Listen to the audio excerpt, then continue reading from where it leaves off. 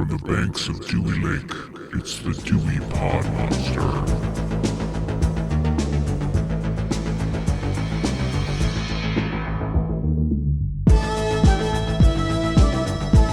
Welcome back. My name is John, and this is the Dewey Pod Monster Podcast. This is a weekly podcast, and it is about consumption. We are, of course, proud members of the You Run Podcast Network. You find all of our old episodes, all of our new episodes, and all the other great shows on the You Run Podcast Network at yourunpodcast.com.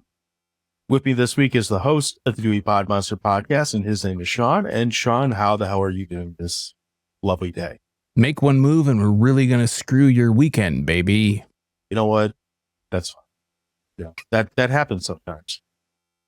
Screwing weekends. Before we get into screwing weekends, left and right, using sand, no lube.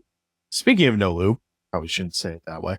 Before we get going into the usual shenanigans, I want to take a second and just announce that we are launching a Patreon. We are a crowd-supported show, and for us to be able to continue to grow this show and help reach newer heights, new audiences, hopefully, and even bring some new features onto the show, maybe do some more fun things, we would absolutely appreciate any help that you would like to send our way with it. There will be links in this episode linking to our Patreon. We'll have different tiers, but if you have the time, we would greatly appreciate it. Take a few minutes, check it out, and if you'd like to join our Patreon to help support this show, it really just helps make sure that we can keep providing quality content. Patreon.com/DeweyPodMonster. It'll be in the show notes. I didn't even realize that's what the actual link was, but okay. Now that Sean's yelled at me, Sean, what have you been watching this week? Well, I haven't had a lot of chance to watch a lot of stuff. I've been on flights and going places on vacation and doing fun stuff, but I did. This is going to be so gallivanting all over the world. That's right. I'm a world traveler, a jet setter, a person of leisure or something. I actually did something that's going to break a little bit of standard here on the show. I read some books, believe it or not. 2 books. What's a book? It starts with a B, has 2 O's, and it ends with a K. It's a bunch of paper. It's kind of like bound together somehow. Anyways, so the first book I'm going to talk about that I read, I was going to say book that I watched because I'm only going to talk about 2 things. But Jesus Christ, I almost did it again. I read. Reading has really screwed you up. I know, man. I feel a little bit smarter, but also a lot dumber at the same time. So I read a book. The first one I'm going to talk about is called Running the Light, and it's written by Sam Tallent, who is a comedian. And Running the Light is a story of a road comic whose name is Billy Ray Schaefer, and I think he's supposed to be kind of loosely based on Bill Hicks, maybe. And he's this like once up and coming comic, and he's on his kind of downtrodden days, and he's doing this Southwest America tour, and it follows him over these 7 days and kind of the misadventures that he gets into in these 7 days. He's like snorting coke and drinking and all this stuff, and he is all the essentials. Yeah, all the essentials for a road comic. He's divorced, and he hasn't seen his kids in years, and he starts, during his kind of self-destructive week, he's thinking all the things that he's done and how he hasn't seen his kids. And then he ends up, he eventually tries to get in contact with his kids and his ex-wife and all this stuff. And it kind of rolls along. It's a really interesting book. I found it funny at times. Kind of at times it was oddly touching in a way. You know, you kind of reassess your life, like one of those kind of books. Like, oh yeah, man, that seems kind of sad. And then, oh, that's funny. You know, it's just kind of. I laughed, I cried, I kissed, I don't know, multiple hours of reading this book behind or something. So, yeah, that's one book. I don't even know how to talk about a book because it's been so long since I've actually read a full book. I kissed multiple hours of leaving this book behind might be the best way to ever describe that I read a book in my life. I read a book. And then the next book that I'm going to talk about is a book called Play Nice, The Rise, Fall, and Future of Blizzard Entertainment. And that is written by Jason Schreier. And I think Jason Schreier, he's a games journalist, and I can't remember what site he writes for now. But anyways, it's almost like an oral history, but it's not quite. He did a lot of interviews. It's like a really highly structured and very deeply researched book about the software company Blizzard and their rise from this really small company to their, being acquired by larger companies, eventually being acquired by Activision, and now being acquired by Microsoft. it goes through like he interviews all these people. So people that were like the first employees, you know, the first tester, the first this person, the first these guys when they were just in a basement and eating pizza every day and working, crunching for games and all this stuff. So if you're not familiar, Blizzard did Warcraft and StarCraft and World of Warcraft and Diablo. what's that? Yeah, Diablo, Hearthstone, Stargate. Overwatch, StarCraft. I already said StarCraft. Yes. They did all did all these games. Overwatch. They're continuing to do more games. They've been through multiple acquisitions. Plenty of people have come and gone. So that's kind of what the book covers.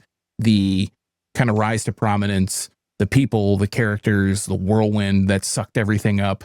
And, you know, their Vivendi years, their Activision years. I mean, this is like a full history up until through like their sexual harassment allegations and like the settlements and all that stuff of the last couple of years.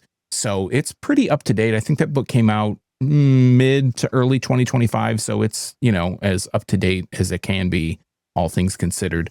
That's a really interesting book. If you like Blizzard, if you liked any of those games, if you're interested in how like behind the scenes, how all that stuff kind of fit together and their history, it's a really interesting book. And that one was like, I just kept, you know, I was on a flight on the way home and I just kept reading and reading and reading and reading. And yeah, I usually like watch movies or listen to podcasts or music or something on flights. I just read these two books going and coming back.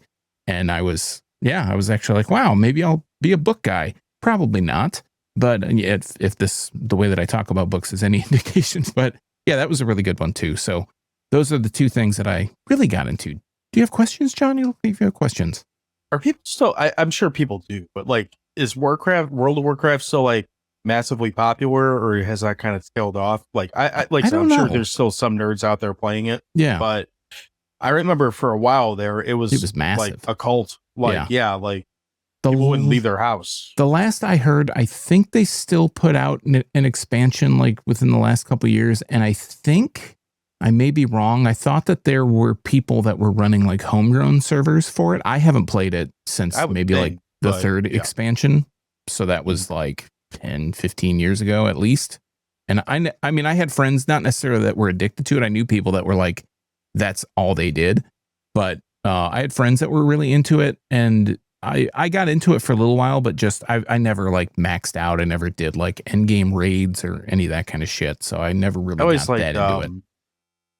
I always liked Diablo and StarCraft more than World of Warcraft.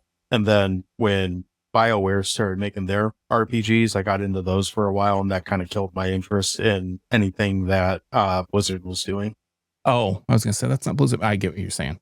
Yeah, just they overtook any kind of care. Yeah, like, I mean, it says a lot because I haven't played anything in the last, like, 15 years at this point. But, like, between the Knights of the Old Republic game, Baldur's Gate, and Jade Empire was okay, and Mass Effect, especially the first two games, I really dug the shit out of those, and just kind of it totally made me stop paying attention to anything that Blizzard was doing. So yeah, I mean, I assume there's still people into it, but I don't know. Yeah, I would think so. I've kind of moved on, so I don't really play many. I mean, I haven't played really anything Blizzard since maybe the first year of Overwatch, and I was not nearly as good as anybody who would play that, so I just kind of lost interest in it. And again, you know, games come out, so many movies, so many games, so many books, all this TV shows. I just moved on to something else. But John, what have you been up to since we talked last? So, a couple things that are quick, like to start with. I finished that Rise of the 49ers series that's on, whatever that's on. I liked it. It's a football documentary. It's narrated by Tom Brady, which that gets old. But aside from that, it's pretty good. I'm pretty sure I said it last week, but I really like how they're telling the story of the team through these photos that the team photographer took. And they're using that as almost like bullet points as or how they're breaking into each section of the story. I just thought it was a really cool way to go through and tell that kind of story. So I won't go too much on that because I talked about it last week, but I enjoyed it. So that's definitely worth checking out. Another quick one. few weeks back, I mentioned the band The Boy Detective, how I really liked their album Disco Lunch that came out last year. It was a where the hell has this been, moment for me. They played at a local bar here on Friday, so I stopped in and checked them out because it's Valentine's Day weekend. Well, someone says I'm going to go watch a ska band and get sweaty and stinky, right? Fantastic. Like, wasn't really too into the opening bands, but they were fantastic. They were just loud and rowdy, and anytime you can get like several horn players up there playing like heavy music and like just having fun, it was a blast. So if they roll through your town, go check them out. Do you want, well, actually, I'll save those for a minute. On the movie side, so friend of the show, Victor Gabriel, who directed Blood Gorge, his first film called Cruel is available now on the Roku channel and on Tubi, so I went and checked that out. I was talking to him about it separate. I was actually talking to him about something else, but this movie came up. And this movie is set up to be a precursor for Blood Gorge, apparently. I'm not entirely sure. I'm going to have another conversation with him about that to find out how, because it's good. It's very much so a found footage like movie, with all due respect, like, and it's a no budget movie, so take this for what it's worth. It feels like something you've seen before in the sense like there's something that happens in the beginning of the movie. Kids go in the woods to check it out, and shenanigans ensue. So it does feel like something you've seen before, but it's pretty well done. It's well shot. The gore that's in it looks very, if you saw Blood Gorge, you have a good idea of what you're in for with that. So I had fun with it. Definitely worth checking out. And, if you have time to watch it before Hellmare comes out in the next few months, do that. You'll be all caught up then. It's a good thing. Do you want two more or do you want one more and save it for the other for next week? Because I can give you two or I can just save one for next. Do you want the new movie or do you want the old movie? It's your discretion, John. New movie or old movie? Give me the new movie. All right.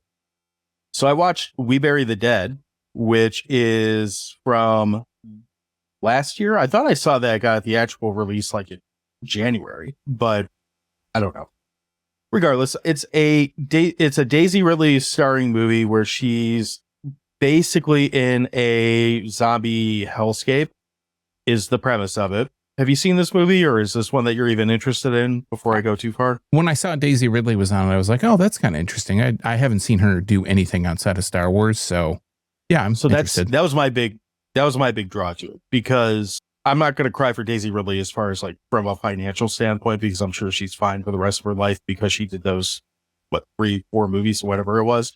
However, I do think as an actor, she kind of got a raw deal because those movies were not well received by the masses, I would say. And it kind of feels like, I don't know if she just took like a decade off after doing Star Wars, or if she was kind of typecasted / like blacklisted from doing Star Wars. I'm really not sure. But when I saw her in a movie that was at least being presented as an R-rated horror movie, I was like, all right, that's different. I'll give that a try just for that. I don't want to go too far into the story because it's pretty new and I don't want to spoil it for anyone like that. I will say it does a really good job of explaining what's happening and why it's happening really quick and getting that out of the way. Like, it does not drag that part out at all. So you're pretty quickly thrown right into the center of what's happening in this world. The only thing I'm going to really tag onto it is that you are better off going into this movie knowing that it's really more of a drama than it is a horror movie. If you're expecting something like, Zack Snyder, Dawn of the Dead, or like a modern zombie movie or something like, and I don't mean like that just in tone or like whatever. If you're expecting like a fast paced, like your typical zombie tropes, this isn't that movie like at all. It's very, very character driven. It's very relationship driven. And it's really based around, it's really a movie where it's making Daisy Ridley act for like an hour and a half. And occasionally there's like zombies around. I liked it. I wish I would have had that expectation going into it though, because if you just say a Daisy Ridley zombie movie, for better or worse, that kind of gives you like an idea of what you are expecting going into it. And I don't want to go as far to say this doesn't live up to it, because I don't think that's fair to the movie. I didn't know that going in. And honestly, I didn't watch the trailers, so I don't know how they advertise it, like if I should feel that way. But if you go into it thinking you're just getting like a zombie movie that happens to have her in it, although technically true, it also would feel like a bait and switch at that point. So that's the only thing I would really say with it is like, don't go into it expecting to be like on the edge of your seat or anything like that. You don't go into it high. You have, unlike the movie we're going to talk about momentarily here, you kind of have to be ready to like watch a more dramatic take on the subgenre. So it's worth checking out though. Like it's, I don't feel like I wasted an hour and a half watching it by any stretch. And she's really good in it. Like her character, there's some other things like I could say that were like, there are negatives to it. It's by no means a perfect movie, but I think she pulled for what she's asked to do in the movie and how she's asked to carry this kind of movie. I was pretty, I don't know if impressed if I want to go that far, but I was pretty happy with that on it. And I would definitely give another Daisy Ridley movie a try, regardless of what it is based off this, more so than the last time I saw her in Star Wars. So for whatever that's worth. Hope I didn't dance around that too much. Just enough. Just enough? Okay. Well, I'll save the other one for next month. We tend to do things in threes. I think I already gave you four, or I don't know, whatever. We'll save that for next week. We're going to take a break, though. We're going to come back and we're going to start the much anticipated. We're excited about it. It's the best fucking month of the year. Yeah. It's Crummy Movie March. Yeah. With a little bramp, bramp, bramp. Do you have that still? I do have that still. You gotta find it. Or a Wilhelm scream, whichever you prefer. We can add that. Oh, there it is. There we go. Crummy Movie March, all the good stuff. All right, we'll be right back. We're going to be talking about Terminator 2 or Shocking Dark, whatever you want to call this fucking movie. We'll be right back.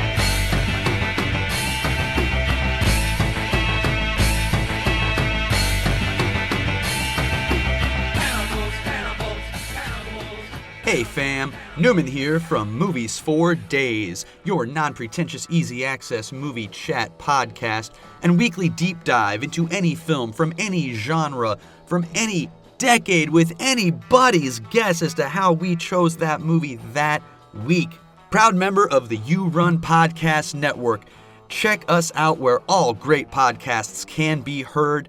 And on Twitter at Movies Days. Movies is spelled regular, Days is spelled with a Z. Okay, so we are back, and as mentioned, we are talking about Terminator 2. Last year, Terminator 2 was the best performing episode that we had in the entire year, all of 2025. Nothing topped our Terminator 2 episode. So we're doing it again. That's Except right. this time we're calling it Shocking Dark. Yeah. So Something like that. this movie, yeah, something like that. We're going to start with a third-party review. It's from Arborea, I think. I'm going to guess that's how this is pronounced. Arborea gives this 3 out of 5 stars on Letterboxd, and he says, I live for this shit. Almost every scene per scene ripoff of Aliens with some added Terminator stuff because fuck you. It's the 80s and we're Italian. That's the whole review. And he's got some points. Yes. Grammatically poor, but he has points. Sean, what is Shocking Dark I'm going to call it Shocking Dark from this point forward, hopefully. What is Shocking Dark about? Yeah, so for that, we go over to imdb.com and we type in the word Shocking Dark, and that brings up a title called Terminator 2. It's from 1989. It's an hour and 30 minutes long. There is no rating, and it gets a 4.3 out of 10 with 2.200. That's 2,200, I guess, ratings. No thousands there. Sorry, guys. We start at the top. Never know what to call if it's storyline or the plot, but Grandpa always said, if they put it on the top, you got to read it first. So, Grandpa, this one's for you. It says, in a polluted future Venice, researchers work to improve the situation. One day, unknown forces start killing them. A team of soldiers and a couple of civilians is sent to investigate. Soon, they encounter strange, murderous creatures. If we scroll on down to the storyline, it says the exact same thing. In a polluted future Venice, researchers work to improve the situation. One day, unknown forces start killing them. A team of soldiers and a couple of civilians is sent to investigate. Soon, they encounter strange, murderous creatures. I probably should have said this already, but we do actually have a theme this year for Crummy Movie March, and it's not just crummy movies. Correct. This year, we are going to focus on Terminator knockoffs, hence Terminator 2, Shocking Dark. Yeah. as we're tumbling into this month of crummy Terminator knockoffs, is there anyone in this movie that you would like to point out? There's a couple people that I recognize in this movie. All right. I mean, yeah, not really, but there's Christopher Ahrens who plays Fuller. He's from the Tubular Corporation, of course. He had a bit part. I think his biggest role besides this was Goth Soldier in the 1999 movie Titus. And I don't think he's like, white, death makeup or whatever that shit's called, and like black clothes. I think he's like literally a goth, Visigoth kind of like person from the Hot movie Topic employee. Yeah, one of those. Exactly. That's what I meant. And he was in the Rutger Hauer vehicle Beyond Justice. We have Geretta Geretta or Geretta Giancarlo Field, who plays Coster. We've talked about her in Demons and Murder Rock. I would say she's probably one of the more well-known people in the cast, and she's not really in all that much stuff either. We have Clive Ritchie, who plays Drake. He was Dr. Vercessi. Sorry. He was Dr. Vercessi in Cemetery Man. And we have Mark Steinborn as Bond. He was Mr. Computer in Iron Angels 3. And lastly, but not leastly, this is directed by Bruno Mattei. He is known as Vincent Dawn in this film. He's directed such great films as Robo War, Cruel Jaws, Zombie 3, Strike Commando 1 and 2, some borderline Italian porno, and lots of Italian garbage. His highest rated movie on IMDb is a 5.9, if that tells you anything. So, there's kind of guy. Yeah, there's not a whole lot of people in this cast. A lot of these, we haven't had one of these movies in a while where a lot of these people, they have one credit and it is the movie we're talking about. That's what this is. And it kind of shows in the quality of acting that we get here, but I'm sure we'll talk about that more. I don't know, man. I feel like this movie was robbed in 1990 when it came to the 1989 Oscars. This should have been nominated for fucking everything. Well, yeah, background. I think this movie didn't get released in the United States until like 2018 by Severin because of all the, I mean, you could probably get bootlegs and whatever, but because it was called and it so closely resembles other movies, I think it just hit copyright, something. It tried to capitalize on Terminator. It comes like 2 or 3 years after Aliens, and it has a lot of the same very much, weird. It's very weirdly similar to Aliens. So I will say, I think in a lot of ways, this movie almost encapsulates everything that makes crummy movie March entertaining. Oh yeah. Both the bad and the good. And sometimes at the same fucking time. Yes. Aside from the theme, because you're the one who curates our crummy movie March list. That's correct. So aside from the Terminator theme, was there any other reason why you were why this was picked from the abyss to open the month of crummy movie March for 2026? Not really. I mean, I can say that we've talked about movies and it's come up in the past, like Terminator 2 has been just mentioned, shocking dark, but as Terminator 2. And I was like, there's another Terminator 2 movie.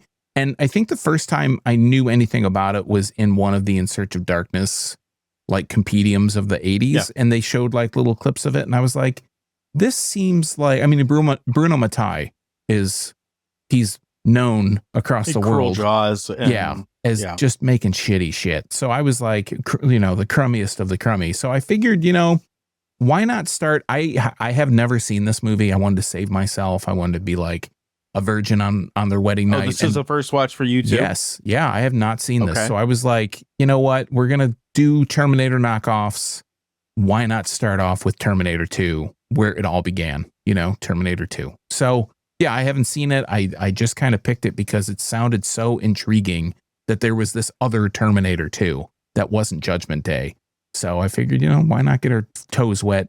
Just not even toes wet, just dive in head first. Yeah, this is definitely a just dive in movie. So we'll do what we usually do. We'll start with some stuff that we like, and we can kind of go back and forth on it. I'll lead us off, give you a chance to catch your breath here. There's kind of a lot to like about this movie. There's also a lot not to like about this movie. There's kind of a lot in like, general. I will say before we even get into it, and I kind of made mention of it before the break, this movie is the kind of movie that is greatly enhanced with substances, period. Like, if you're watching this movie just free and clear, I mean, I guess you can do that, but you are going to have a hell of a lot more fun if you're smoking something or drinking something, because this movie the acting is just like ridiculously, amazingly bad and amazing to a T. The effects this movie features plenty of mannequins getting thrown to their death, which is always a plus in my book. Like anytime you hurl a mannequin off something tall, that's usually a good sign, even if it's in the Freeway Maniac and he does an elbow drop after the fact, always a good thing.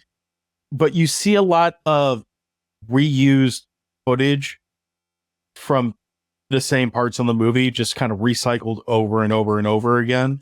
It's pretty clear that they only had the actual like full monster alien suit, which kind of looks like a slimy hippo with tentacles or something like that. Yeah, something like that. Not entirely sure what's going on with it. It's clear they only had like one or two of them. They blew them up probably on day one and just kept reusing the same shot repeatedly. So I like that even though the effects are kind of okay for what this movie is, I like that they just go for the extra layer of shit and just keep reusing the same shot over and over again. And I also I wrote this as a dislike, but I actually think I'm going to include it in my likes because it makes me laugh. Somewhere there's an Italian dude that invested a lot of money in this movie. And I seriously doubt that he ever got his return on investment, because I can't imagine this movie did. This movie just screams like VHS, like beer and weed movie, like for sure. Yeah, and there's of course no way we could ever tell how much the budget was, how much it actually made, like any of that stuff. So someone spent some money on it though, like just from the locations out there. I mean, they show up at the Springfield nuclear plant for several scenes and hang out there for a while. So wherever they were, like I'm assuming they rented something or wandered onto another set from a more well-financed movie. But there's some scenes in this where it's like someone spent some money to get them in there in the first place. Yeah, that's one of my things is like there's basically two sets. There's like a factory and there's the nuclear area, which is like the base camp where all the highbrow people, like highbrow, of course, very thinly. I mean that as, I don't even know, like quotation, I don't even know what the fuck I was saying. Anyways, some of my favorite stuff is just when they introduce all the characters, like Fuller, he says his name's, he's like, I'm Samuel Fuller from the Tubular Corporation. And that name to me is just the stupidest fucking thing that I just had to laugh. Like the Tubular Corporation. How stupid is that? Like, what is that supposed to instill fear in people? So basically, we didn't even really talk about the plot or anything. I mean, it's in this because there really isn't. Yeah, exactly. There really isn't any. But like the opening of the movie really briefly tells you this toxic cloud falls over Venice and they don't know where it came from. And then it's just like, yeah, it's pretty much a dead city. And it drove the military essentially underground. And all of our heroes are like, they're the mega force. And they're so like alien ripoffs. There's like they're basically, instead of Space Marines, we have the Megaforce. We have the female badass like Marine chick, kind of dressed like Karate Kid geese for some reason. Yeah, like some really weird costuming, and that's Geretta Geretta plays Caustic. I think Coster, and she's like the main soldier person. But the acting and the actors are so bad that they seemingly forget their lines mid-take, and they're just the camera work is so fucking sloppy. It's just hilarious. They forget their line mid-take and they'll just restart. They'll stutter over it, and there are some scenes where it looks like they're looking at a screen, but they're actually looking at a page or something, like the lines that they're supposed to be saying. Oh, I wrote very clearly. I was like, I love this monologue where I'm literally watching a robot read his lines off a fucking monitor. Yeah. And it's not even like his lines are always somewhere close by. Like he's never he's always reading, but they give him like, I'm probably exaggerating a little bit, but not that much. They give him like a 2-minute monologue where in the middle of the movie, he basically says, here's the quote plot for you. More or less. And he reads like 2-3 paragraphs worth of bullshit, all of which we've kind of sort of figured out by this point, or at least kind of like, okay, I guess this is where they're going. Like, it's not the kind of movie story, but there's no story. It's you learn pretty, and again, this will come back to. You learn pretty quickly, like probably 15, 20 minutes into this movie, like, I don't give a fuck what's actually happening in the movie. I'm here for the ride at this point. So him going through, and you can watch his eyes go left to right as he's reading down the screen. And it's like, that's fucking acting right there. You were literally just reading a computer screen. I think you do a better job reading the responses on things than he does. And he's supposedly trained to do this.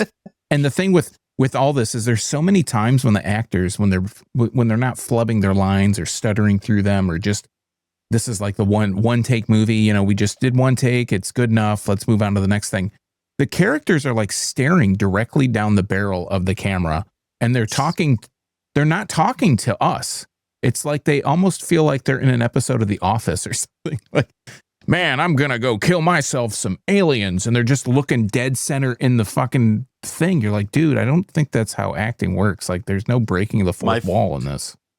My favorite scene in the entire fucking movie, and it's kind of like this.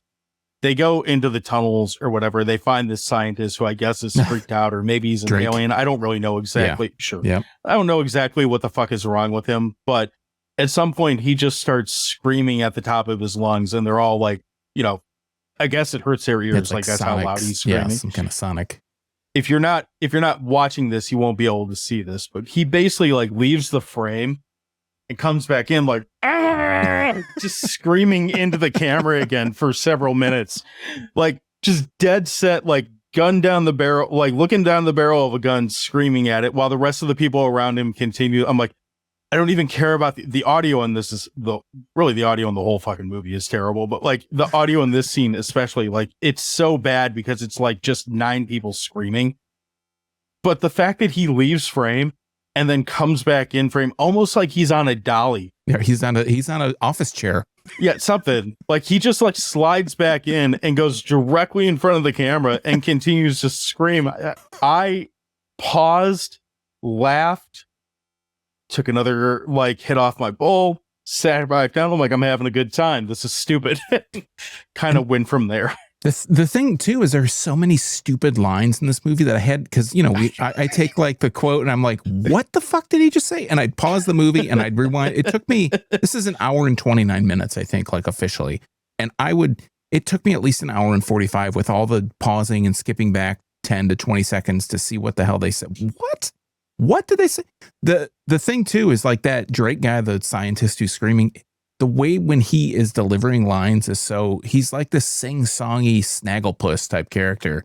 He's like, I'm gonna get closer to you and I'm gonna kill you. And it's like, what is this guy on? Like, I mean, and for me, it would usually be a negative because the acting is so bad, but it's so laughably just ridiculous. Like, again, they feels like they committed to it. Yeah, like, but it's so constant. It almost feels like they were told to be this bad. Yeah. And committed to it. And that's what they're doing.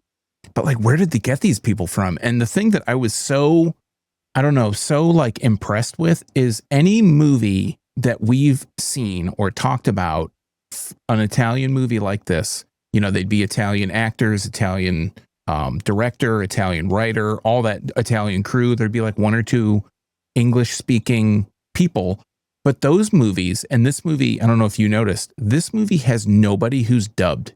Like, everybody speaks with their actual voice. I was kind of shocked. So, for better or for worse, there are characters that probably should be dubbed, and they have like really super thick Italian accents or whatever, and they just aren't. They're just, nope, they're speaking English, and there's no, like, the sound is not good, as you mentioned, but I was very impressed, honestly, that they just spoke straight up in their, you know, no ADS, no voiceover, nothing. It was just like what they said is what they said. And again, pluses and minuses there, right? Because again, they're flubbing lines. They're like pausing mid-sentence. Yeah. The one that really I thought was hilarious, they get into this section of the movie where they find this girl. So we have a character. Like I said, we have the Megaforce, who are like the Marines.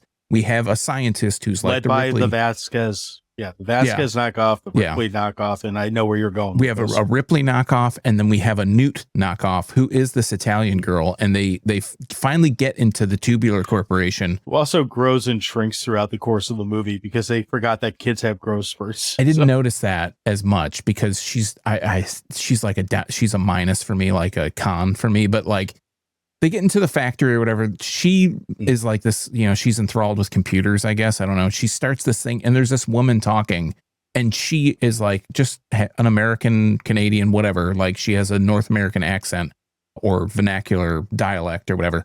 And she just talks and you can tell she doesn't know what the hell she's just, it's just word salad. Like it doesn't make any sense what she's saying. And you're like, what the fuck what is going on here? So I noticed the growth spurts because there are large swaths of this movie where it's literally just people walking around to pad time or people screaming to pad time. Like that's the two constants in this. And I think the whole third act is basically Sarah and Samantha, is that her name? Basically just screaming each other's name back and forth. Like once she finds the very conveniently placed like jungle gym slide, like from that point on, it's like so Sarah, stupid. Samantha. That's like the whole fucking thing. But leading into that, there's like I guess it's a hallway or whatever in this wherever the fuck they are, where not the new tubulation, kid. John. Yeah, exactly. There's lots of tubes. She's running up and down this, like running through this hallway because she's, you know, traumatized or whatever the fuck she's doing. And the first time she does it, she's maybe like 3.5 feet tall. And then like they show her again and she's like pushing 5 feet tall because growth spurt, I'm assuming. And then they cut back to her and she's somewhere between the two. I'm like, so this kid's just, you know, maybe it's the aliens. I don't know. So, yeah, it's the gravity in the Tubular Corporation. She's just, the tubes got bigger. I love when they talk on the radio. They'll talk back and forth on the radio to the base command and they'll be the soldiers out in there. And the way that they portray that, it's not, they all have earpieces on, they have microphones. They don't play what the other side is saying like it would be through a radio. What they do is they play it somewhere on the set through a speaker. So you can barely understand what the fuck the person that's remote is saying. Unless they're screaming. Well, even then, it's just like they're just so far away from whatever it is that they're supposed to be talking about. And you're like, am I supposed to be understanding? There's a scene where one of them's talking to the other, like they're talking over the radio, and the person that's supposed to respond doesn't say anything. They just nod their head and they, and then they just walk away and they do their own thing.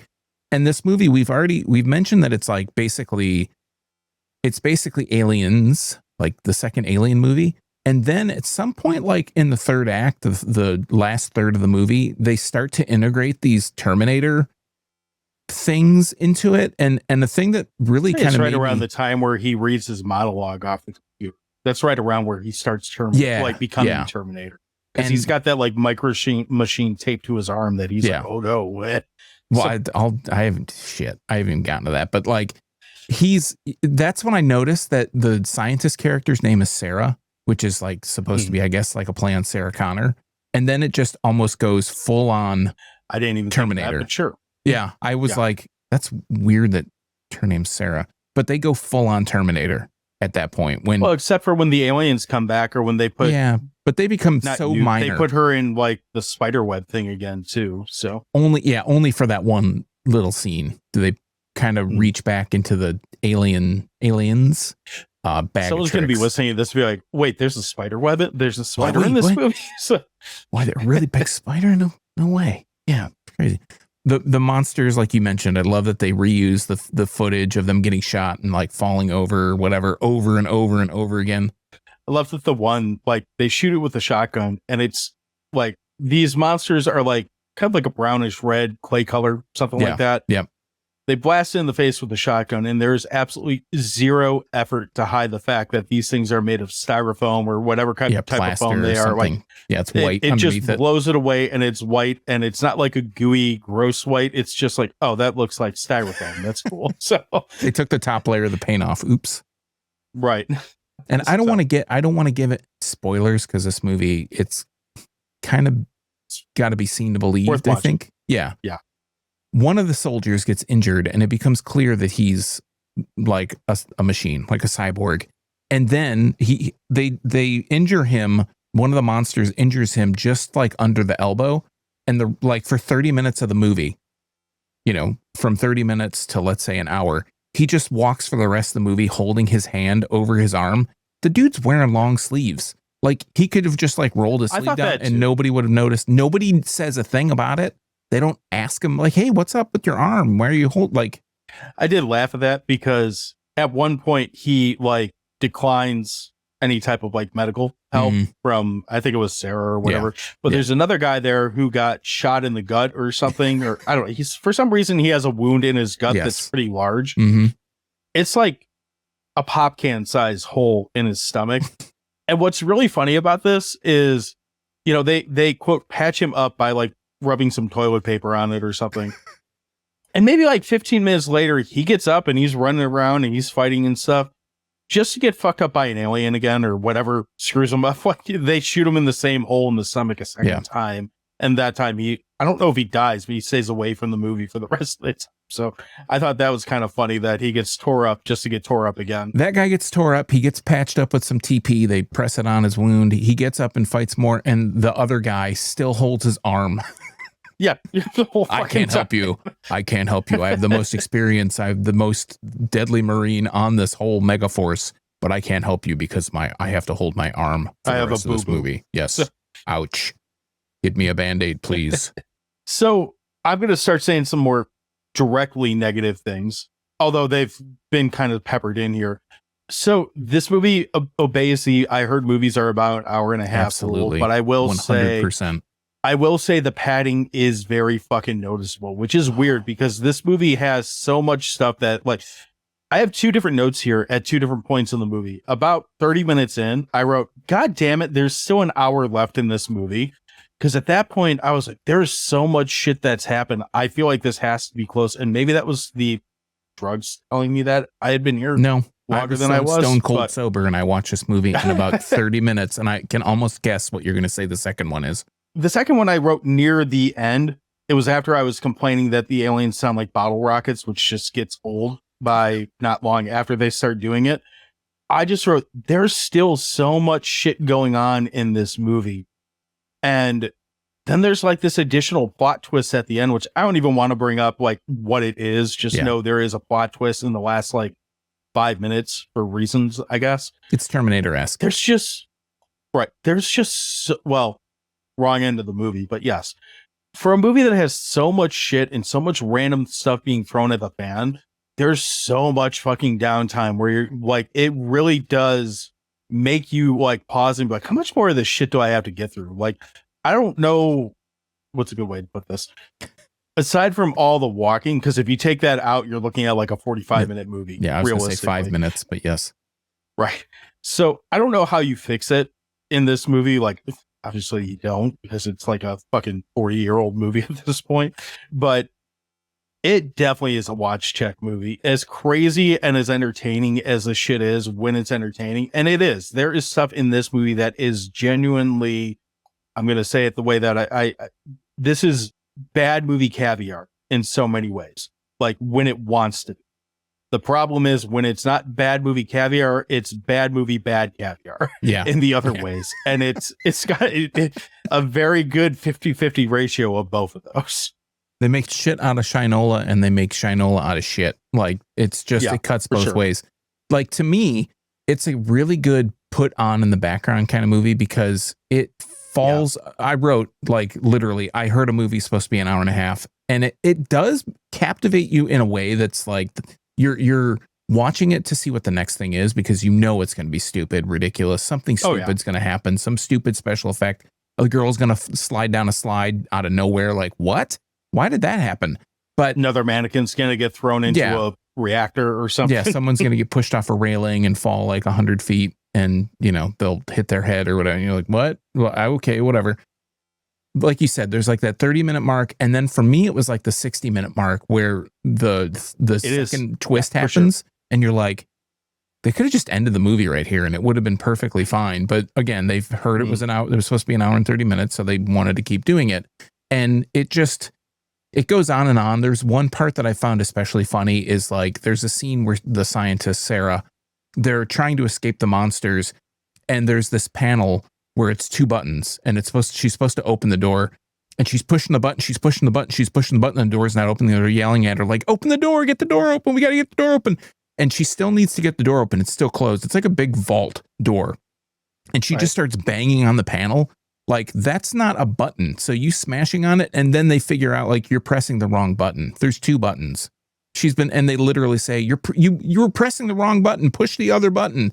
And then they get the door open. I'm like, oh my God, this is so fucking dumb. There's like 5 minutes of her trying to open this fucking door. Just get the fucking door. Well, and then they double down on it at the end of the movie when they're trying to escape, and all of a sudden she like forgets her password or something, or forgets her PIN number. But for some reason, Newt fucking knows it, or whatever the kid's name is. Samantha. Yeah, like, she's horrible too. Let's move on to Samantha. She is horrible. She's annoying. She is horrible. I do think. Yes, you're right. I agree. I do think it's funny that I don't know what the time frame of this movie is supposed to be. Like from when they get started in this movie, like how much time passes through this like telling of this story. About an hour and a half. What? Right. But Sarah is really dead set on making this kid take a fucking nap. Cause she sedates her at one point for like, she says 3 hours. I was like, yeah, she'll be down for 3 hours. Seemed like, okay, whatever. So she sedates her for 3 hours. And then there's another part where she's like, I'll just hold you here, take a nap, whatever. And then aliens show up and wake her the fuck up. And at least that something happened. But she's really dead set on making her sleep through part of this movie. And I wish she would have slept more through the movie, because if she wasn't screaming, Sarah would have been more likable. Right.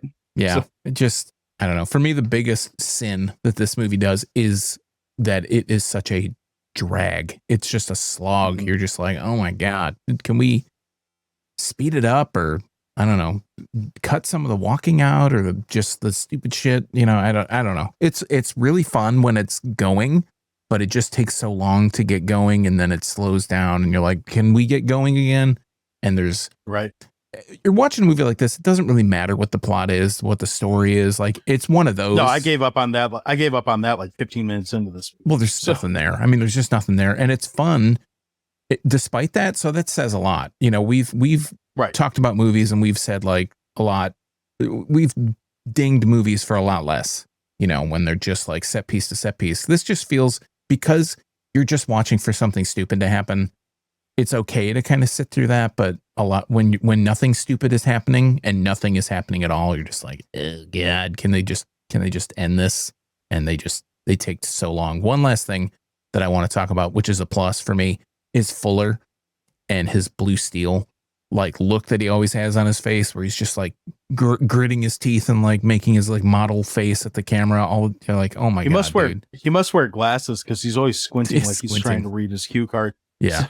There's one part where in the movie they're reading like this computer terminal, and it says like Tubular Corporation, and they show the whole thing. They show it like, you know, an old school computer where it's like line by line, but it's going super slow, and it's like Tubular Corporation, and there's like a prompt they put a prompt for a password or something, and Newt, the Samantha, is the only one that knows it, and she just types in danger, and it says Tubular Corporation, and then it just like has a question mark, and Sarah reads. That's when she starts reading her whole piece about the Tubular Corporation. I'm like, the screen didn't fucking say that. It just has a question mark. How did you know that's what it said? Like, this must be hieroglyphics or something in the future where you just see a symbol and it means all these other things. I don't know. Just fucking stupid. Super stupid. I don't know about you, but I'm hungry. Let's fire up the grill. Then you're in for a big treat, bro, because it's hot dog time. This movie embodies everything that Crummy Movie March is about. It's crummy in all the right ways. It's horrible in all the wrong ways. It's a definitive get inebriated, get some buddies together, and talk shit about this movie, because that's the only way you're going to get through this movie and have like maximum amount of fun. If you're just watching it for the sake of watching it, you're going to find entertaining things in it. Obviously, we both did, but don't go into it expecting much more than like stupid shenanigans. And also, they didn't even mention this. Who the fuck builds a tunnel system under Venice? Wouldn't that flood like constantly? Yeah. Yeah, I was thinking that too. But anyway, it's a half hot dog. It's not good, but it does have plenty of things to like be fairly entertained by. It's stupid in the ways that I like stupid, and I don't think I'll watch it again anytime soon. But I wouldn't be surprised if I am lit up and have someone around and I'm like, hey, watch this piece of shit, just to subject them to the same type of crap I do. So it's kind of in that wheelhouse. So it's a pretty solid half a hot dog. Whose hot dog is this, huh? Is it yours? I am so glad you said that, because as we're talking about it, I'm like, oh no, maybe John's going to give it a full hot dog. For me, I'm going to say this is such a blatant Alien ripoff. You know, we've talked about this over and over again, but we have the group of Marines complete with the badass female. We have the Ripley character and even a Newt. And unfortunately, there's just none of the suspense or really good special effects that you would expect out of a movie like Aliens, a movie they're trying to copy. All the actors, I feel like they were found at like the, I don't know, Actors Depot or something, and they just loaded them all up in the back of the truck and they said, hey, we're going to go make a movie. Come on with us if you want to make a couple bucks today. The lines are delivered so badly at times, like we've mentioned, you can tell that they're reading them as they deliver them. So they don't even know what they're going to be saying. They're just reading it off a card or a piece of paper or something. It's so hilariously amateur. And it's like there are only two real set pieces. We have the nuclear reactor, whatever that Homer Simpson works at, and then the factory in the background with all the presses and stuff and all the buttons that look straight out of a factory. Either, you know, we've got the nuclear reactor, just endless pipes and endless hallways. And I think my biggest knock against this movie is that there's not much going on. And at least if it was Aliens, like you could rely on maybe the action or the special effects or the suspense or the horror or even xenomorphs, because they look super cool and they're just stalking all the characters. And in this movie, it's just so slow. You don't have any of that. So you just have to be willing to put up with all that slow shit just to see the ridiculousness that's going to come up next. For me, again, just like John, I give Shocking Dark half a hot dog. But it's hard to say like, oh, I'm going to sit down and watch this again, or it's really hard to super recommend this. I think if you're in the mood for something really stupid, silly, and like John said, if you're drinking or taking some other kind of substance, maybe it'd be fun. You could even probably just like, when they start talking, turn the sound up, and when they're done talking, you don't see someone's mouth move, like just turn it down, because it's really fucking stupid. But if you go into it not knowing that it's going to be like that, and you're like, oh, these guys have been, they've been raving about this movie, it's going to be so tedious, and the payoff is so minor that you might actually feel dumber after finishing it. Like, I really sincerely believe that. You're not wrong. I was going to say something. Oh, we didn't even mention that this movie also rips off like 5 other movies in the process. Like I noticed a couple little nods to the thing in there where it's got to find a host and then latch on and all this. Oh, I didn't even notice that. So I definitely noticed it ripping off that. I noticed I already like backed out of it, but there's a couple other things that it's not as heavy handed as the 2 obvious ones, but there's definitely other things that rips off in here at the same time. Yeah, I know it's like supposed to be an organism or something and it can blah, blah, blah, blah, but they kind of abandon all that so quickly. I think the guy, the crazy scientist at the beginning, he's infected with something, but they kind of just don't really, nobody else in the crew gets infected by it. So they just kind of like, it's not really working. We're just going to talk about something else. Well, I think this has been a pretty good way to start Crummy Movie March. Again, this feels very much so in line with what to expect from this type of bullshit. I don't know I only know how the rest of this month's going to go for one movie. So we'll see. Because I've only seen one of these 5 that we're going to talk about, and we'll get to that. That's probably going to be the finale, because that one's pretty good. In the meantime, though, if you want to check out this episode, or again, like if you just want to watch it again or listen to it again, that would be cool. But if you want to go to our back catalog as well, you can go to yourunpodcast.com. We're network members of the You Run Podcast Network, so you can find all of our episodes there. While you're there, we do ask that you check out someone new, someone you haven't heard from. I'm sure one of these other shows have talked about Terminator and Terminator 2 before. I guarantee they haven't talked about this one. Well, maybe Video Tasties, but outside of Video Tasties, I don't know if anyone else has talked about this particular Terminator 2. You can go to our site, which is craft.town. You can leave us feedback there. We did get feedback there this week, so there was a request for a specific movie, so that's going to be addressed in the not too distant future. And on social media, you can find us at Dewey Pod Monster all over the place, with the exception of Blue Sky, where we are available at crap.town. And of course, we are launching a new Patreon service. Please do go check that out. It's patreon.com/podmonster. Anything you do to help contribute to the show is always going to be helpful for us, and we're going to make sure that it gets pushed back into the show to bring better stuff for you. Sean, what am I forgetting? Yeah, and I just wanted to say, even though we're launching this Patreon, we're not going to stop the links. Like all the stuff that we talked about in the opening of the show and the what you've been watching piece, or I guess in my case, what you've been reading, still going to do the show notes. We're still going to try and make it as free as possible. None of that's going to change. Even if you don't decide to patronize the Patreon, it's still going to be there. You can still click those links. That being said, some of the things that we find just cannot be found for free, unfortunately. So those will more than likely be Amazon links. They'll say Amazon after them. If you click those links, you go to Amazon.com and you buy the thing. You don't even have to rent the movie or buy a DVD or whatever it is that we're linking to.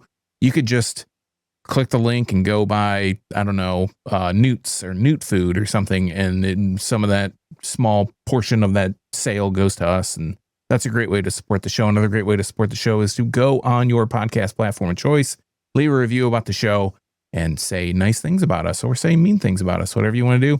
Or to tell a friend, if you have a friend that's into shitty movies and they're really, going to be chomping at the bit to listen to some of these Terminator knockoffs, you can tell them, hey, these guys watch all these crappy Terminator clones and, you should listen to them. Other than that, if you want to follow me, I am on Blue Sky exclusively at internalbleeding.crap.town. I post every once in a while. Thinking about maybe posting more photography. I don't know if I'm going to do that or not, but I had fun doing it. So if you want to check that out, check me out on Blue Sky at internalbleeding.crap.town. Back to you, John. Well, that's it. Swell up, butt horns. We'll be back next week with some more Terminator knockoff bullshit.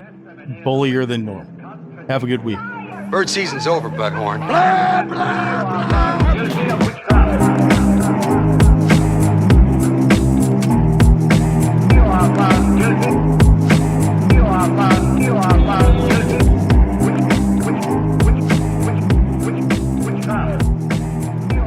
Whatever you want to call this fucking movie. Honestly, I think that's a pretty fair way Yeah. to Yes. Whatever you want to call this fucking movie. Right.